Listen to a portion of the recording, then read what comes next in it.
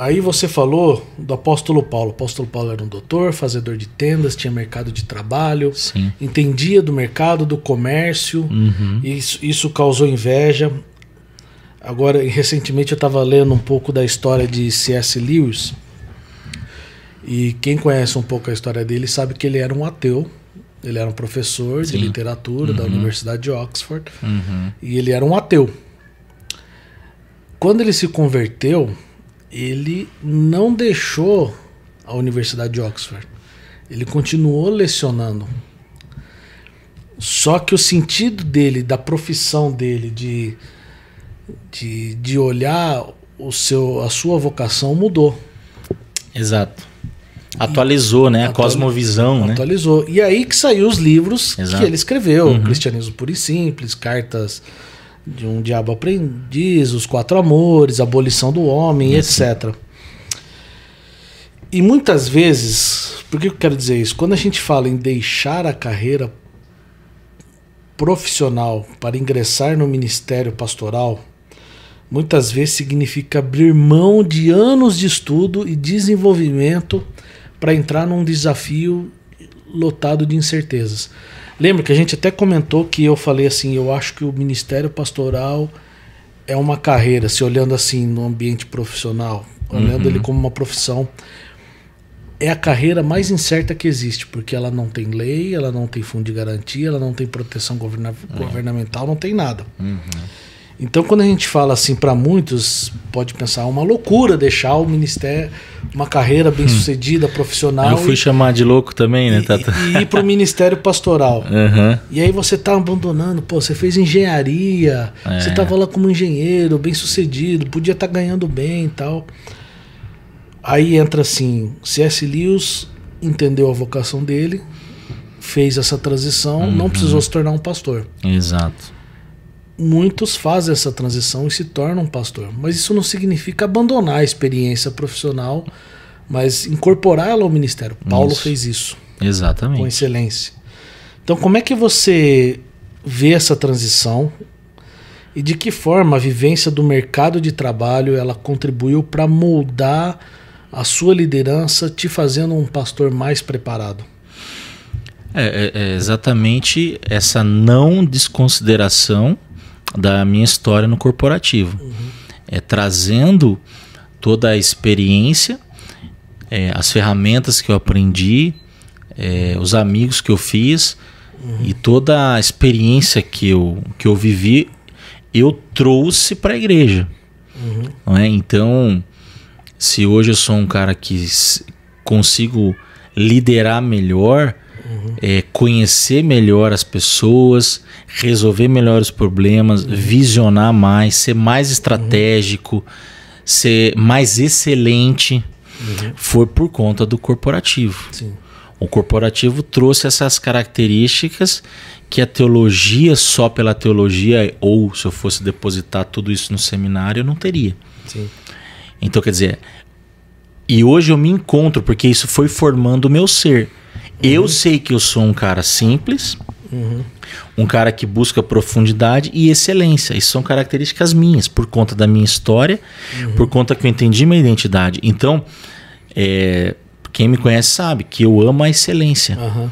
Então, eu não consigo ser um pastor que faz as coisas, como a gente diz, meia boca, né? Eu não consigo. Por quê? Porque isso mexe com o meu valor, é comigo mesmo. Eu não consigo fazer um slide mal feito. Eu não consigo pegar meu violão e não tirar a música direito. Eu não consigo fazer as coisas pro reino, pro Senhor de qualquer jeito. Tem gente que consegue.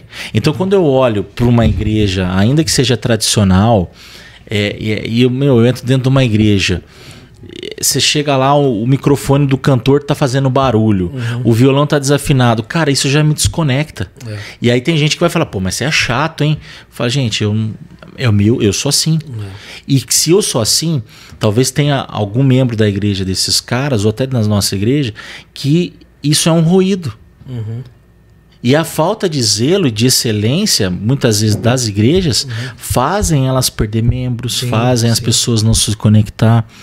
E aí é uma crítica à galera reformada mesmo. Por que não ter mais excelência?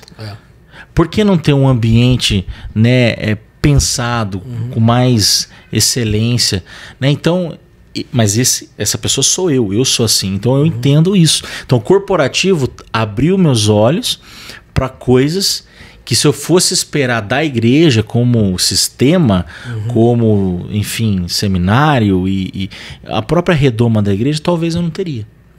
Então, por isso que eu valorizo a minha história e eu não desprezo ela.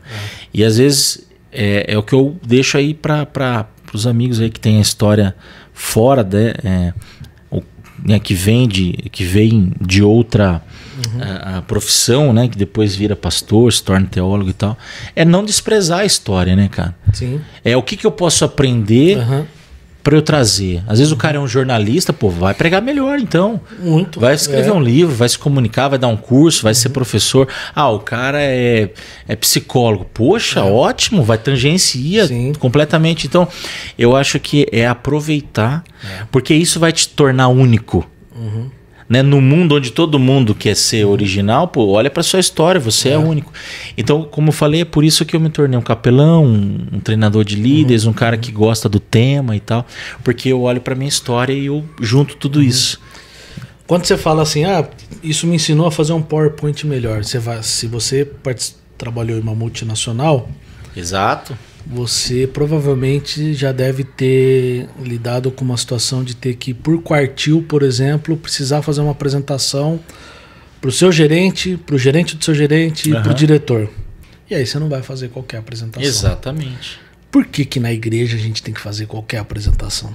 É isso. Essa é a pergunta que eu faço. Porque se a gente faz com excelência para um diretor de uma multinacional, nós vamos fazer de qualquer jeito para o rei dos reis. E aí não é só o pastor, né? É a banda que ensaia ou nem ensaia, né? É um violão desafinado, é um pessoal mal preparado, um cantor desafinado, um povo que tá lá recebendo o pessoal na porta com a cara fechada. Aí eu falo, gente, mas que coisa é essa? Quer dizer, não é?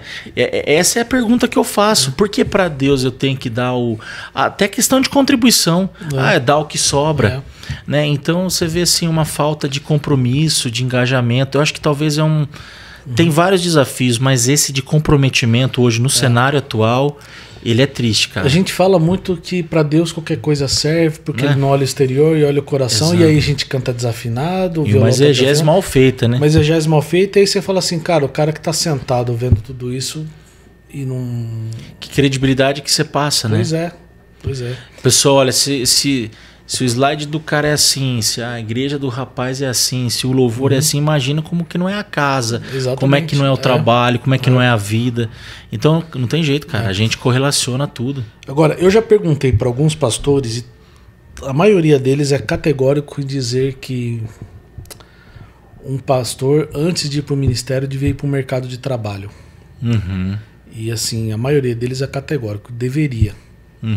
Porque essa pessoa que não tem experiência no mercado de trabalho, ela vai para o seminário, quando ela sai, ela vai sentar numa mesa de conselho e vai estar na frente dele o diretor de uma multinacional. Exatamente. Vai estar um empresário, vai estar o CEO de não sei, de uma startup.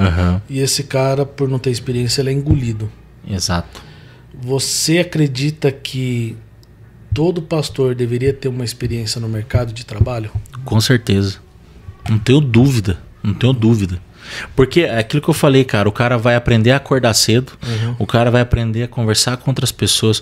Ó, eu no mercado de trabalho, eu conversava com fornecedores fora do país, conversava com cliente da Volks, da GM, conversava com cliente da John Deere, conversava com cliente da PSA. Quer dizer, então você tava ali num relacionamento, cara, conversando com pessoas que cara... Você tinha que enfrentar. Você tinha que aprender a lidar com gente no final da cadeia alimentar, com o fornecedor, né, de outro país, você falando com chinês, com alemão, você se virando para aprender o inglês, falar um espanhol. Então, cara, aí você cai, você vem para o ministério, você já está muito calejado. Você vai aprender, você vai ter jogo de cintura, você sabe o que é uma reunião. Você sabe o que é fazer uma ata, você sabe escrever um documento. Então, o seminarista, ele sai do seminário, ele cai, exatamente o que você falou, numa mesa de conselho, ele é totalmente, cara, cru. de tudo. Ele não consegue liderar uma reunião.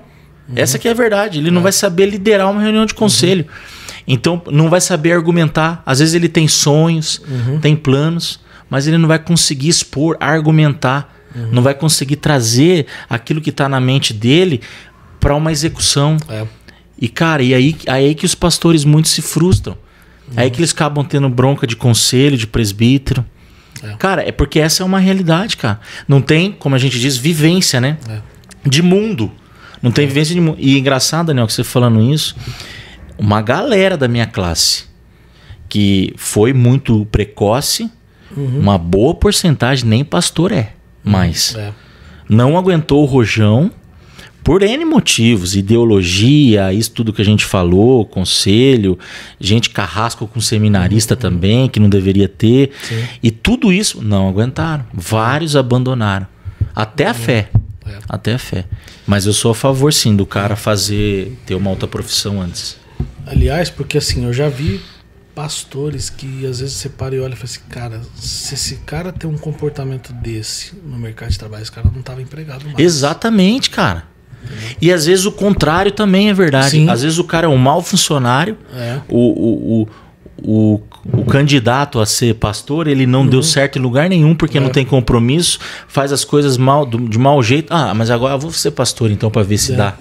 Eu falo, E esse cara acha que às vezes ele consegue enrolar o presbítero ou a membresia que tá com ele, né? Entende? Então deu tudo errado na vida dele. Ah, vou ser seminarista porque... Mas enfim...